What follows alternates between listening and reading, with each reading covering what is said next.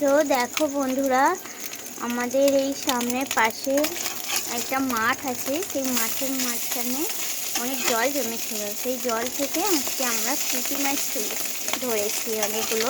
সেই পুঁটি মাছগুলো এখন ভাজা হচ্ছে। তো এই পুঁটি মাছগুলো দিয়ে এখন আমাদের রাত্রে ডিনার হবে। এখানে দেখো আলু সিদ্ধ হচ্ছে, আর হচ্ছে ভাত আছে। আমরা আগে ভাত করে নিয়েছি, যদিও তোমাদের দেখাতে পারিনি।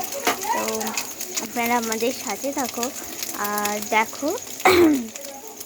কার কার পুঁটি মাছ খেতে পছন্দ হয় কমেন্ট করে জানাবেন। আর আমাদের চ্যানেলটাকে একটু প্লিজ সাবস্ক্রাইব করে দিও। আর আমি নতুন ভিডিও ছাড়ছি, তোমাদের ভালো লাগলে আমাকে কমেন্ট করে জানিও। আর আমাদের সঙ্গে একটু পাশে থেকো। আমাকে কেমন লাগছে আমি জানি না, ঠিক আছে?